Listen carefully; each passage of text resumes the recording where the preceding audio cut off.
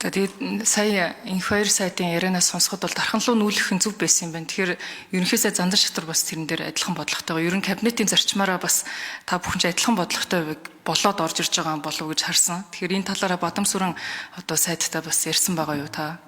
Тэгэхээр эдийн засгийн хөгжлийн яамны сайд нь бол дархандаа байсан зөв үү гэж үзэж байгаа юм бол тэгвэл энэ Бадамсүрэн сайд томилогдоод ч гэсэн дархандаа энэ хүн сүдэ аж ахуйн яамаа бас байлгах зөв юм шүү.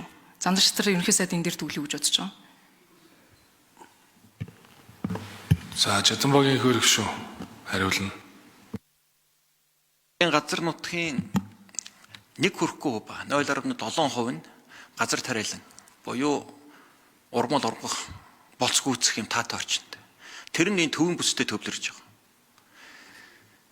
Төвийн бүсийн хөдөө аж ахуйн салбарыг төвийн бүс дэх аж үйлдвэрлэлийг бид өөрчилж иж Монгол улсыг өөрчлөн гэж би боддог.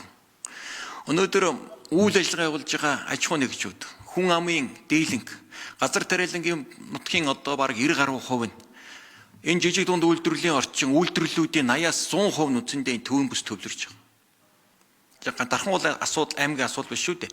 Төвийн бүсийн төв дархан гот. Тэнд энэ хүн сүдэж хөнгөн үйлдвэрлэлийн бодлого амжилттай хэрэгжиж төвлөрлийг сааруулах Монгол улсын бодлого зорилт хэрэгжиж байна. Энэ хоёр гэдэг хүн санд гаргаад нүүс асуудал биш шүү дээ. Улсын их хурл тогтоол гаргаж нүү. Энэ төвлөрлийг сааруулах бодлогыг хэрэгжүүл гэдэг үүргийг та бүгд санал хурааж алга ташиж надад үүрэг өгсөн. Би тэр үүрэг биелүүлж байгаа юм шүү дээ. За ерөнхий сайд.